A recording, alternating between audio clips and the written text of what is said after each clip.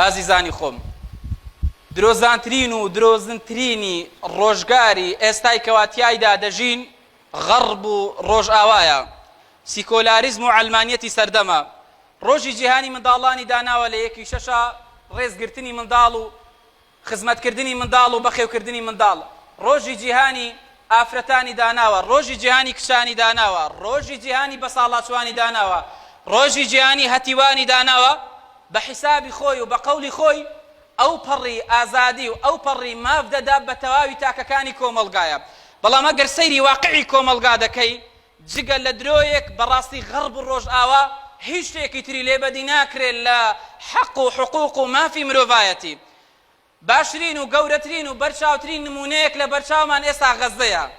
بۆ خۆتان دەبینن بە چ شێوازێکی دڕندانە، بە چ شێوازێکی بێویژدانانە چ حاڵ و باڵ و بارودۆخێک بەسەر مسلمانانی غەزەدا دەهێنرێ. چیان پێ دەکرێت، چیان پێ ناکرێت ئینجا. ئەو هەموو منداڵەیە شەهید دەکرێتکە مافی منداڵت لە 1/6. بەتایبەت لەو هەفتەیە چیان بەسەر هات مسلمانان؟ واللهی سەیری مێژووکە، سەیری تاریخکە. لە تاریخا شتی ئاوا بەرامبەر مرۆڤایەتی نەکراوە. گەورەترین شەڕێک ئەوڕۆ لەگەڵ مسلمانانە دەکرێت شەڕی ئیمان و ئیسلامە. ئەو شەڕێکەوە لەگەڵ من و تۆ دەکرێت، چی بە زوبانە، چی بە فیکرە، چی بە پارە و پوڵە، چی بە سیاسەتە، چی بە چەک و ئەسلیحەیە، هەمووی هۆکارەکەی ئیمان و ئیسلامەکەمانە. ئەو مسلمانانەی کەوا ئێستا لە غەزەیە شەهید دەکرێن، ئەو هەموو منداڵەیە، ئەو هەموو گەنجە و ئافرەتە و بەساڵاتچوەیە چ تاوانێکیان هەیە، چ گوناهێکیان هەیە، چ تاوانێکیان ئەنجامداوە خەڵکێکی بێتاوان؟ ئاوا جینۆساید دەکرێت. تەنها یەک تاوانێکیان هەیە لە دیدی غەرب و ڕۆژئاوا و ئەوروپا و جوولەکەیە. وما نقموا منهم إلا أن يؤمنوا بالله العزيز الحميد.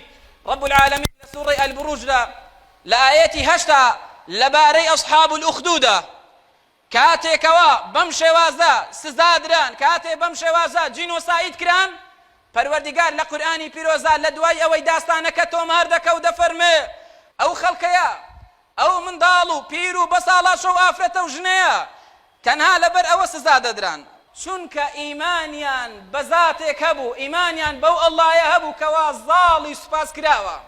ئەم ئایەتە ئەگەر لێی وەرببینەوە، پەروەردیگار کە دەفەرمێ وما نقموا منهم إلا أن يؤمنوا بالله العزيز الحميد.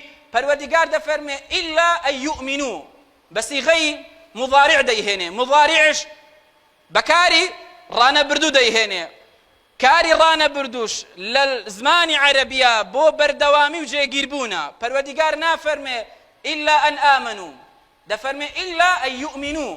واتا لسر او ایمانی رابردو سزا ندادران، لسر او ایمانی کوا لسری بردوام بون، لسر او ایمانی که خلق بردوام دهاتنی و اسلاموا. پروردگار تیمان دگینه تا خلقی لسر ایمان و اسلام بردوام به، تا خلقی باوش با اسلام و با ایمان داکا تا روزی قیامت اهلی کفر جولکا یهود و نصارا نیارانی اسلام آوا داخل دلن قین لدلن دست رشن دست سورن بخوینی مسلمانانا.